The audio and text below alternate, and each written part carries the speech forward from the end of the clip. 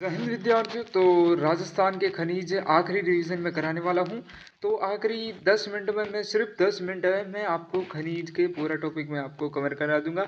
ये रिवीजन है तो आप ज़्यादा वो डीप वाली एक्सेप्टेशन ना करें, क्योंकि ये आखिरी रिवीजन है। तो ये आखिरी में ही के मतलब कि मुख्य आपको कीवर्ड याद करवाए जाएंगे, मुख्य बातें आपको ये याद कराई जाएगी। और सिर्फ आप ये पढ़ के जाते हो तो भी एक दो प्रश्न तो आराम से ही बैठ जाएंगे। तो शुरुआत करते हैं। स्वागत है आपका मेरे इस YouTube चैनल में। और राजस्थान के खनिज आज टॉपिक है BSTC स्पेशल रहने वाला ही है। BSTC स्पेशल है राजस्थान के खनिज, क्योंकि BSTC में इससे बार मेरे हिसाब से बहुत कम जाएंगे प्रश्न। शुरुआत करते हैं। चलो, राजस्थान के खनिज में खनिजों का अजायब घर हमारे राजस्थान को कहा जाता है। तो राजस्थान अपनी अपार खनिजों की संपदा, खनिजों का अजायब घर कहा जाता है इसको। मतलब कि यहाँ पर अनेकों प्रकार के राजस्थान में खनिज पाए जाते हैं। यहाँ कुल 81 प्रकार के खनिज पाए जाते हैं, जो कि बहुत ज़्यादा है। वर्तमान में 58 प्रकार का खनिज को खनन करी जा रही है। ठीक है, तो अब शुरू करें कि अब अपना एकाधिकार वाले खनिज कौन से खनिज है जो सिर्फ राजस्थान में ज़्यादा पाए जाते हैं, सो है ना। तो इन खनिजों को राजस्थान में पूरे देश में एकाधिकार है। पूरे देश में सबसे ज़्यादा एक मतलब कि ये राजस्थान में अपना एकाधिकार है। ये आपके महत्वपूर्ण खनिज रहते हैं, इनको याद करना चाहिए, क्योंकि ये इनमें से बहुत प्रश्न आ जाते हैं। तो होने वाला है सीसा, सेलेनाइट, वुलेस्टोनाइट और जास्पर तामेड़ा। ये आपके खनिज होने वाले हैं, जो कि एकाधिकार वाले खनिज। आगे मैं बात करूं प्रमुख धात्विक खनिज कौन कौन से हैं। तो प्रमुख धात्विक खनिज की बात करूं तो सीसा जस्ता होने वाला है, जिस जो जुड़वा खनिज कहलाते हैं। जुड़वा, आपको प्रश्न पूछ सकते हैं कि परीक्षा में पूछ ले कि जुड़वा खनिज किसे कहा जाता है, तो आपको ये बोलना है कि सीसा जस्ता एक जुड़वा खनिज है। सीसा जस्ता प्रकृति में हमेशा साथ मिलते हैं, इसलिए इन्हें जुड़वा खनिज कहते हैं, ट्विन मिनरल्स कहा जाता है। ठीक है, जहाँ ये अपना जावर उदयपुर में इनका प्रमुख खान है, उदयपुर में जावर स्थान पर। रामपुरा अगुचा अगुचा भीलवाड़ा में है, जो कि अगुचा माइंस के नाम से जानी जाती है जस्ते ये, जहाँ पर सीसा जस्ता अपने मिलता है। हिंदुस्तान जिंक लिमिटेड की स्थापना देबारी उदयपुर में की गई थी। 1966 में अपनी हिंदुस्तान जिंक लिमिटेड की स्थापना की गई थी। दूसरी मैं बात करूँ कॉपर तांबा की, तो तांबा विशाल भंडार पाए जाते हैं अपने राजस्थान में। और अपने खेतड़ी झुंझुनू में जो जगह है उसको राजस्थान की मतलब कि ताम्र नगरी कहा जाता है। खेतड़ी सिंगाना झुंझुनू जिला सर्वाधिक उत्पादन है। खोदरीबा अलवर में है। खोदरीबा ये अपनी तांबा की माइंस है। तो ये उत्तम गुणवत्ता वाला तांबा निकाला जाता है, जिसका उपयोग विद्युत उद्योगों में किया जाता है। ठीक है सर। अगर मैं आगे बात करूँ तो आगे होने वाला है कि प्रमुख आधा मतलब धात्विक खनिज भाग 2 में बात करूँ तो लोहा होने वाला है। राजस्थान में हेमेटाइट किस्म का लोहा मिलता है। तो राजस्थान में ये प्रश्न आ जाए, राजस्थान में किस प्रकार का, तो हेमेटाइट किस्म का लोहा अपने राजस्थान में पाया जाता है। प्रमुख क्षेत्र की बात करूँ तो मोरिजा, बेनोला, जयपुर, नीलमा, रायसा, दौसा। जयपुर दौसा में है, मोरिजा बानेलो जयपुर में, और निमला रायसेला दौसा में। सोने की बात करूँ गोल्ड है तो गोल्ड के बहुत कम खदानें पाई जाती है राजस्थान में, पर राजस्थान में सोने के नए भंडार खोजे गए हैं। वो है अपने आनंदपुर आनंदपुर भूकिया और जगपुरा बांसवाड़ा में जिले में ये अपने सोने की खदानें खोजी गई है। टंगस्टन धातु, जो टंगस्टन का उपयोग विद्युत बल्ब में अपने फिलामेंट के रूप में करते हैं ना, तो वो टंगस्टन विद्युत बल्ब बनाने में सबसे ज़्यादा प्रमुख यूज होता है। और प्रमुख क्षेत्र है डेगाना की भाकरी नागौर में इसकी प्रसिद्ध खान है डेगाना की भाकरी। ठीक है, अगर मैं बात करूँ प्रमुख अधात्विक खनिजों में, तो सबसे पहले आता है अभ्रक। अभ्रक की बात करूँ, भीलवाड़ा राजस्थान को अभ्रक नगरी कहा जाता है, और इसका उपयोग तापरोधी ईंटें बनाने में भी किया। मतलब कि अभ्रक ये एक ऐसी प्रकार की धातु होती है जिसमें ताप का कोई प्रभाव नहीं होता है। ठीक है ना, ताप से वो पिघलती नहीं है, ऐसे नहीं होता है। यूरेनियम तो रोहिली सिक्कर में इसका भंडार मिला है। इसके अलावा हम उमारा उदयपुर में भी ये अपने पाए जाते हैं यूरेनियम से अपने बिजली बनाई जाती है, और बहुत से अपने बम में भी यूरेनियम का यूज़ किया जाता है।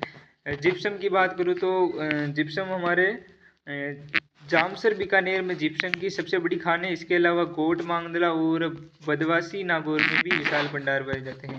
आगे मैं बात करता हूँ तो अन्य महत्वपूर्ण अधात्विक खनिज की बात करूँ तो रॉक फॉस्फेट और चूना पत्थर। रॉक फॉस्फेट है जो इसका उपयोग उर्वरक उद्योगों में किया जाता है और इसमें फॉस्फेट होता है, तो फॉस्फेट अपने अम्लता को भी कम करता है मिट्टी की, इसलिए किसान भी इसका यूज करते हैं। और हम जामर को कोटड़ा उदयपुर में रॉक फॉस्फेट की सर्वाधिक उत्पादन होता है। और पाटराइट से इसे जूठा सोना कहते हैं कि अपने जूठा सोना के आभूषण जो भी बन रहे हैं जो पाटराइट से बनते हैं। और शादीपुर अगर हम बात करें शादीपुरा सिक्कर में अपने शादीपुरा में ये पाइराइट्स के लिए प्रसिद्ध है। चूना पत्थर की बात करें तो चूने पत्थर में सीमेंट उद्योग में मुख्य कच्चा माल है। राजस्थान में प्रचुर मात्रा में ये उपलब्ध है। चित्तौड़िया जिला सर्वाधिक सीमेंट ग्रेड चूना पत्थर के लिए जाना जाता है, इसी कारण सीमेंट में सर्वाधिक कारखाना स्थापित है अपने चित्तौड़ जिले में। ठीक है, अगर मैं बात करूं अगली चीज की तो बहुमूल्य पत्थरों की बात करूँ, ये अपने राजस्थान में पाए जाते हैं। पन्ना पत्थर सबसे पहले, ये देखो बहुत सही ये बहुमूल्य पत्थर होते हैं जो दिखने में बहुत आकर्षक होते हैं। कुछ इमेज मेरे हिसाब से यहाँ पर नहीं आ पाई कुछ टेक्निकल एरर के कारण, इसके लिए मैं माफ़ी चाहूँगा। अब मैं बात करूँ बहुमूल्य पत्थर में तो इसे हरी अग्नि भी कहा जाता है। और इसके भंडार काला गुमान राजसमंद में मुख्य रूप से पाए जाते हैं। तामेड़ा की बात करूँ तो ये रक्तमणि कहा जाता है। उपरोक्त बार प्रश्न है कि रक्तमणि किसे कहा जाता है, तो अपने तामेड़ा को कहा जाता है। रक्तमणि भी कहा जाता है। तामेड़ा उत्पादन राजमहल टोंक में प्रसिद्ध है। हीरे की बात करूँ, डायमंड की बात करूँ तो ये सबसे कठोर और बहुमूल्य रत्न है जो कि राजस्थान में केसरपुरा प्रतापगढ़ में प्राप्त हुए हैं। अभी तो नहीं होते हैं मेरे हिसाब से, ये पहले हुए थे ये बली आप ये, तो भी आपको याद ही रख देना है कि केसरपुरा प्रतापगढ़ हीरे के लिए। ठीक है ना। अगर हम आगे बात करें तो ये क्या है, इमारत पत्थर, सॉरी ये किसी कारण से अपने दिख नहीं पा रहे हैं, इमारती पत्थर है पर यहाँ पर तो सफ़ेद संगमरमर मकराना नागौर में यह मार्बल विश्व प्रसिद्ध है। और इसकी आगरा का ताजमहल बनाया गया मकराना के सफ़ेद संगमरमर का। ठीक है, काला संगमरमर बैसलाना जयपुर में काले मार्बल के उत्पादन के लिए पूरे राजस्थान में विख्यात है। ये अपना पीला संगमरमर जैसलमेर, ये पीले कारण के जैसलमेर का स्वर्ण भी कहा जाता है अपने।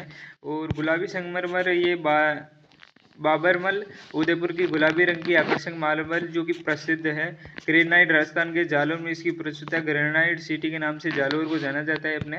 अगर मैं बात करूँ आगे तो ईंधन खनिज कोयला या खनिज तेल की बात करूँ, कोयला की बात करूँ, राजस्थान में मुख्य रूप से लिग्नाइट किस्म का कोयला पाया जाता है।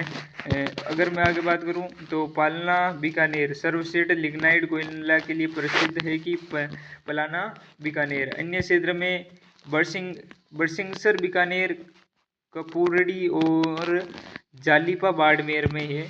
और खनिज तेल की बात करूँ, पश्चिम राजस्थान तेल का विशाल भंडार है। प्रमुख कुएं तो मंगला, ऐश्वर्या, बागयुम, गुड्डा, ये सभी मुख्य रूप से बाड़मेर जिले में स्थित है अपने।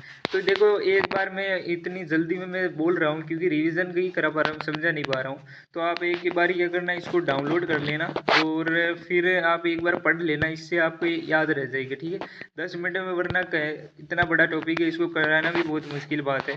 प्राकृतिक गैस की बात करूँ, पंचपदरा रिफाइनरी की बात, प्राकृतिक गैस है ये मतलब ये रिफाइनरी है प्राकृतिक गैस की, पंचपदरा रिफाइनरी है जो कि सबसे बढ़िया और सबसे बड़ी रिफाइनरी है जो कि बाड़मेर में स्थित है। गैस का विशाल भंडार जैसलमेर में, प्रमुख क्षेत्र गोटारू, यहाँ हीलियम मीथेन गैस भी मिलती है।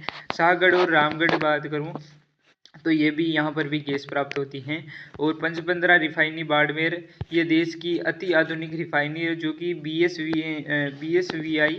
BS4 मानक पर आधारित है। और HPCL की हिस्सेदारी इसमें 74%, राजस्थान की हिस्सेदारी 26% है। आगे बात करूँ तो ये पूरा अपने क्विक रिवाइज कर लेते हैं, फिर उसका भी और रिवाइज कर देते हैं। चलो, खनिजों का विशाल भंडार, राजस्थान में 83 प्रकार के खनिज पाए जाते हैं, 58 प्रकार के वर्तमान में खनन किया जा रहा है। और पंचपदरा रिफाइनरी जैसी परियोजना से खनिज भंडार राज्य की अर्थव्यवस्था की नई दिशा दे रहे हैं। और आगे बात करूँ तो मैं धन्यवाद, और आपको बीएसटीसी परीक्षा और सभी परीक्षाओं के लिए शुभकामनाएं। बीएसटीसी के लिए ही नहीं है, बहुत से एग्जाम आप जो भी दे रहे हैं इसके शॉर्ट रिवीजन के लिए बेहतरीन है। 10 मिनट में मैंने आपको जैसे वादा किया था पूरा कंप्लीट कर दिया। जय हिंद जय भारत। और ऐसे ही शॉर्ट रिवीजन अगला किसका चाहिए कमेंट कीजिएगा। और मैं समझा नहीं पाया हूँ क्योंकि मैं 10 मिनट में इस टॉपिक को पूरा खत्म करना चाह रहा था, तो मैं सोचा कि जल्दी जल्दी इसको ख़त्म कर देता हूँ। और आप एक बार पढ़ लेना, बहुत सरल भाषा में मैंने लिखा है। तो आपसे आशा है कि आप ज़रूर कमेंट करोगे आगे किसका टॉपिक चाहिए। तब तक के लिए जय हिंद जय भारत।